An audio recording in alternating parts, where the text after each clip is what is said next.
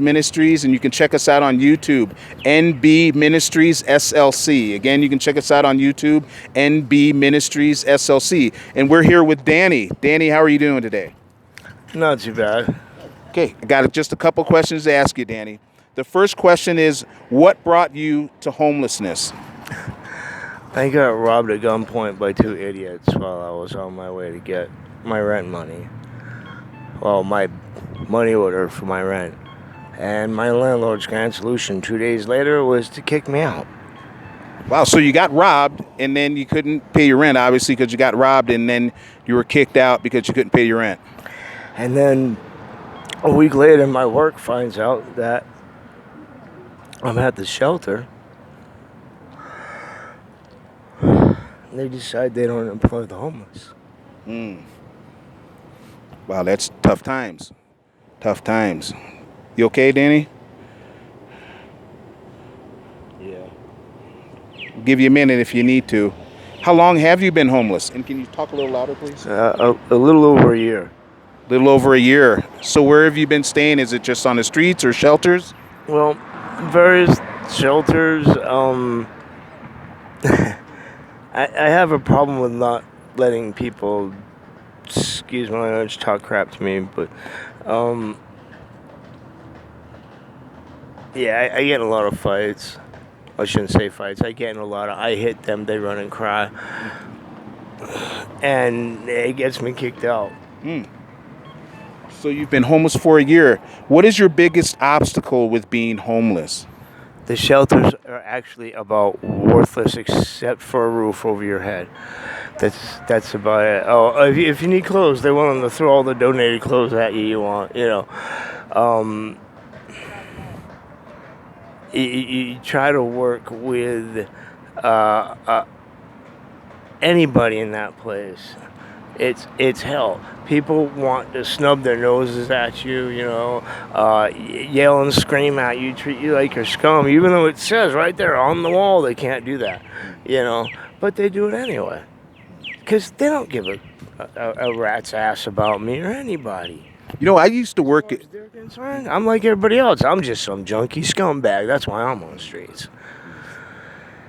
I used to work at the homeless shelter, and there are a lot of people that care about the homeless that work there. I know that, in everything there's some exceptions, but, I hope that you find your way to some of the people that really believe in what they're doing that work there.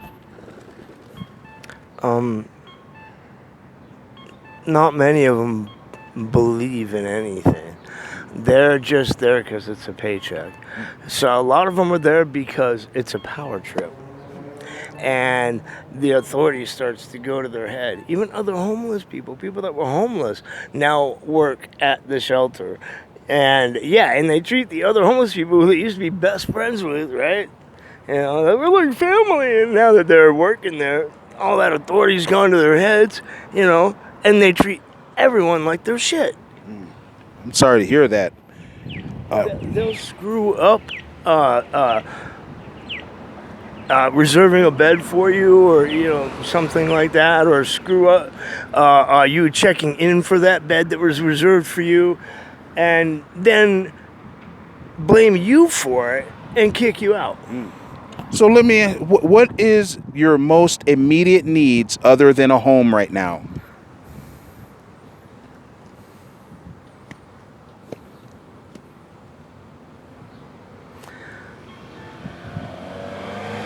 I'd say food,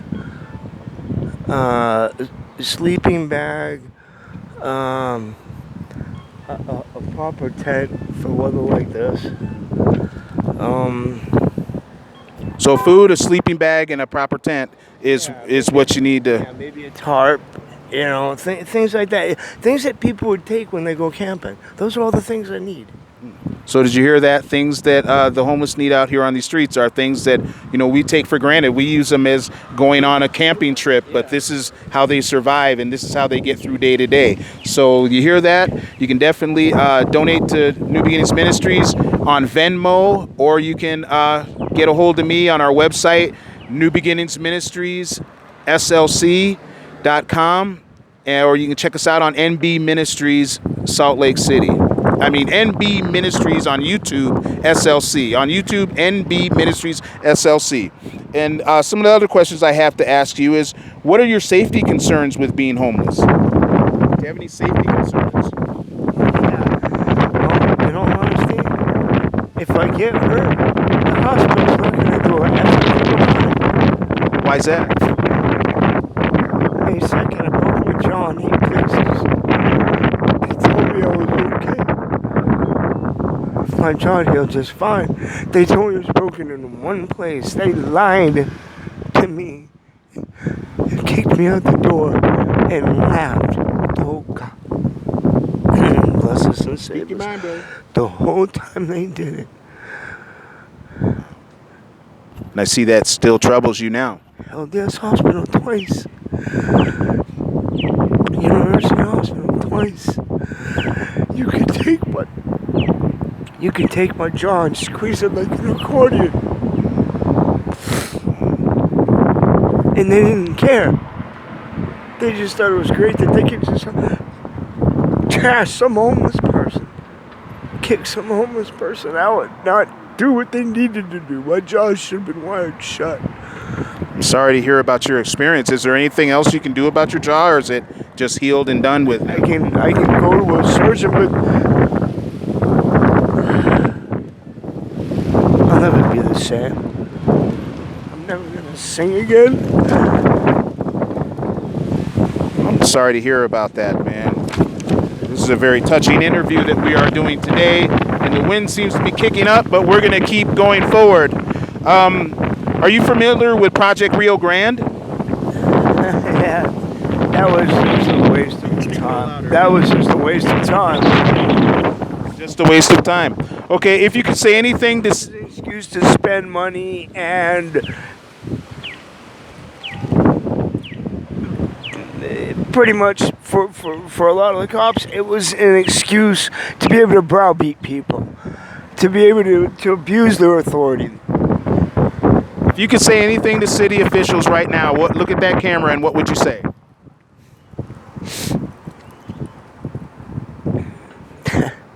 In all honesty? All honesty. You want the real meaners. The real you, yeah.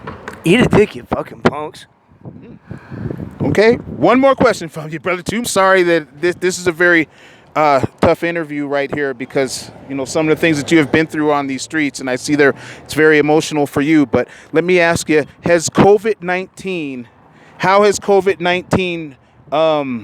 affected you being homeless? Okay, we pretty much have nowhere to go to the bathroom at all. The few places that are open, snap their noses and turn away. You think the city would put porta potties out or something for us to use? Oh, hell no, they're not going to do that because they know that these idiots aren't smart enough not to stab themselves in the back and ruin them. Sorry, and ruin them, destroy them.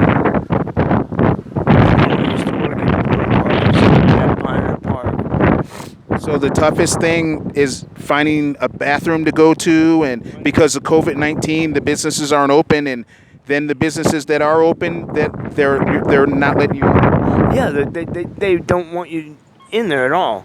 It's. So COVID-19 has really affected the homeless population. A lot, a whole lot. Places that we used to be able to go to hang out, get out of the weather. Yeah, to get out of the weather, like the library, all those places like that. We don't have those now, So what have you been doing? Just finding any place we possibly can. Empty parking garage, hopefully for a night, maybe a abandoned house with overhang in the backyard, something like that. Just pretty much wherever you can. Last night I slept on a freaking bench outside the United States courthouse over here, the one that used to be the post office. Mm-hmm. I stayed on a bench out there last night because it's all I got. Has COVID-19 affected the way you get help from agencies? I just told you about the hospital. Yeah. Like, I mean, like, is it hard to get help because now you can't come in and Yeah. social distancing? And can you talk about that for a second? It's so much harder because of all the social distancing and everything. And in all honesty, people that take jobs at places like this, most of them take them because they want that power over you and stuff like that. And they get a kick out of just ribbing you and stabbing you in the back in any way that they can. I don't get it. I sit there and I watch them. I have a degree in psychology. I lost that because I did some stupid things out here, which I'd never done. But I sit back and I watch these people, and they're like snide, vindictive little children, you know, jealous little spoiled, rotten brats. Is there